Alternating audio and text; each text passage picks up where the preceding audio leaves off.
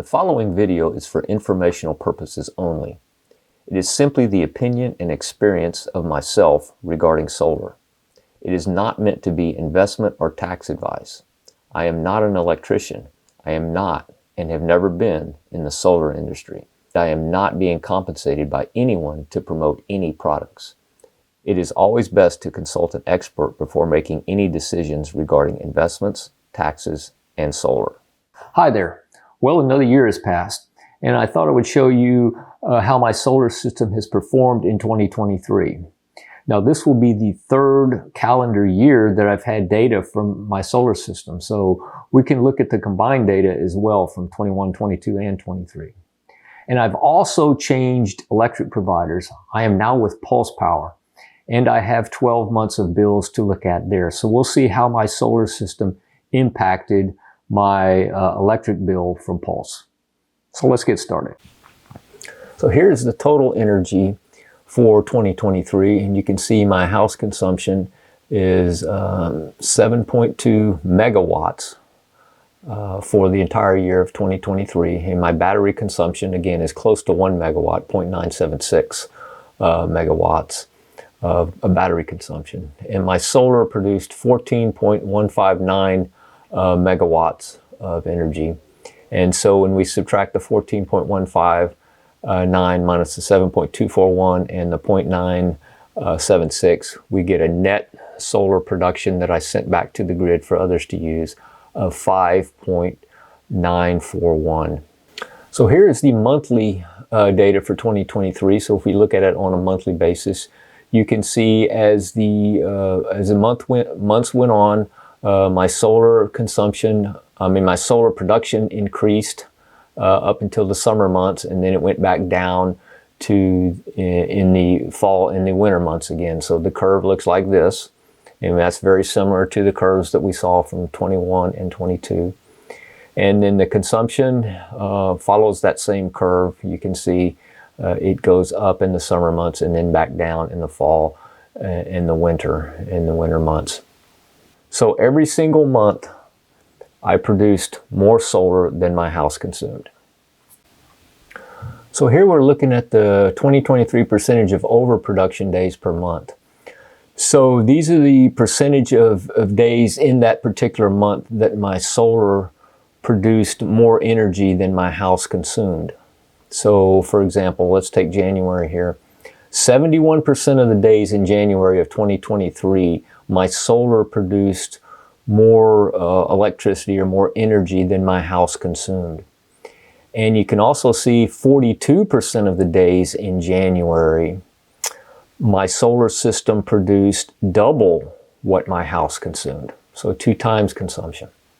And you can see as the year goes on, these percentages go up for consumption. That's because we have more sunny days. And you can see in the wintertime, November, December, and January, those are the worst months for solar because we have a lot more cloudy days. Whereas in the summer months, you can see it's pretty much every single day I'm producing more than my house is consuming. And then you can see the dark bars where the double consumption comes in. That really happens in the spring because the days are getting longer, but I'm not using, and they're getting sunnier, and I'm not using a lot of AC in that time. So it's easier for me to produce double my consumption. But when we get into the summer months, June, July, August, and September, then I'm consuming about 35 kilowatts per day. So my system would have to produce 70 kilowatts, and it's never done that. So that's why these get down to zero. And then of course, here is the net solar production by month. So you can see, as I said previously, every single month I produced more solar than my house consumed. So every single month I sent more clean energy back to the grid, and you can see it here. And of course, the net solar production is the total solar production minus the home consumption plus the battery consumption. So this takes into account the battery. And you can see every single month I did that, which was very similar to 2021 and 2022. Here are the comparison totals for 2021, 2022, and 2023. You can see they are similar. I did not have a battery in 2021. Here are the combined totals for the 3 years. You can see I sent back 17.55 megawatt hours of clean energy back to the grid. According to the Energy Information Administration, the average home in Texas consumes 14.112 megawatt hours of energy per year. This means during this time I've sent back enough energy to power an average home in Texas for more than a year. Yes! Now let's look at my electric bills from Pulse Power. The first thing you may notice is it's not the calendar year for 2023. My first bill from Pulse was actually in December of 2022. It goes through November of 2023, but it is still 12 months. The second thing you might notice is a discrepancy in total consumption.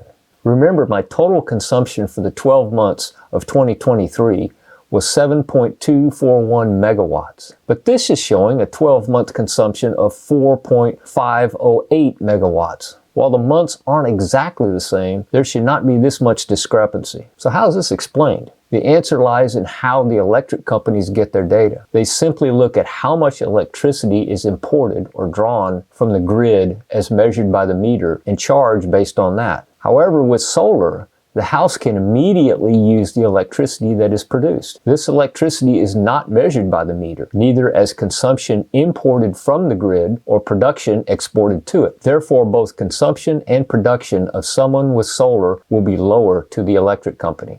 So I know what you're thinking. Wouldn't this shortchange me on my solar? The answer is no, because the net amount is the same regardless of which way it's calculated. So with that out of the way, let's look at the numbers. My plan includes a flat rate per kilowatt hour. It is 22.5 cents. You can see there are some fractional variations, but they are insignificant.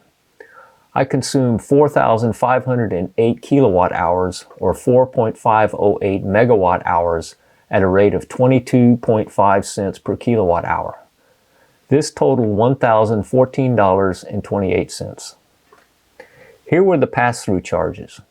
They totaled $380.30. Here were my production credits.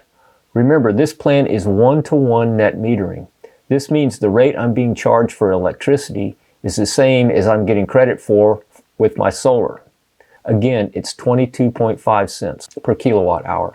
There are also insignificant fractional variations. I produced 10,336 kilowatt hours or 10.336 megawatt hours at a rate of 22.5 cents per kilowatt hour. This totaled a negative $2,325.57. I therefore created a 12-month credit balance of $930.99.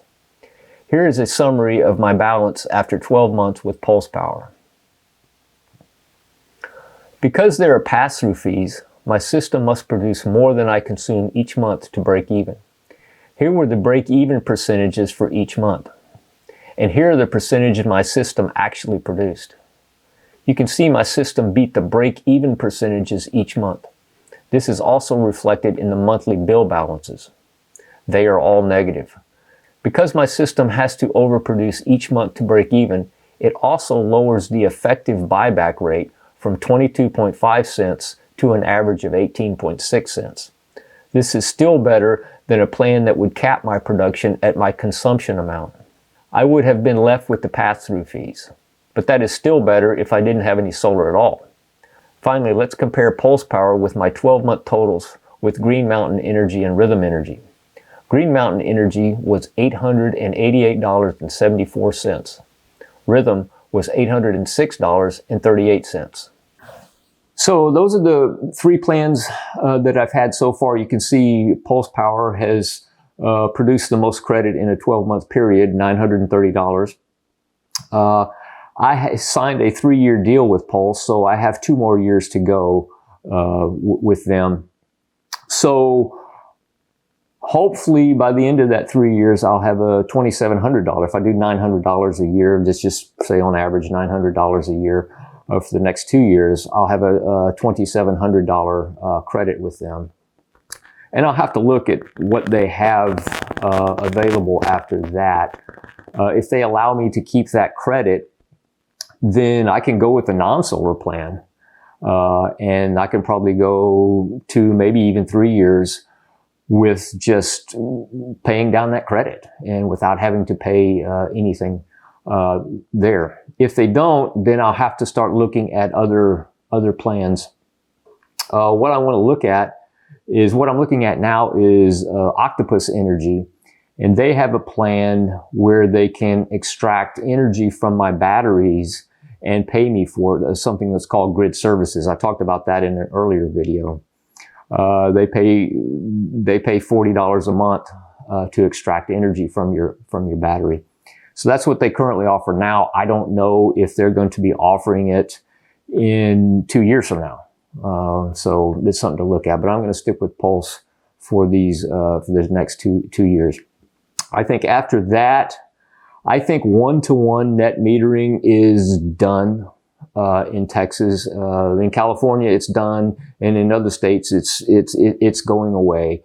Energy, providers do not want to pay the same amount as they, charge you for. And so I think that is done as far as solar is concerned. So it's a good thing that I was able to get on this Pulse plan.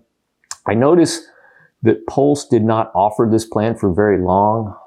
They had it available. I signed up for it, and I signed up for the 3-year deal. And I noticed about 2 or 3 months later, the plan doesn't exist. And I don't think Pulse even offers a solar plan now. So I'm very lucky to have gotten it through one-to-one net metering where they credit me for all of my solar. But I don't expect that to be available 2 years from now. I think it's done. So stay tuned. But right now, that's where I stand. So stay tuned.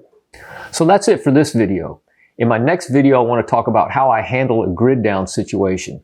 So be sure you check it out.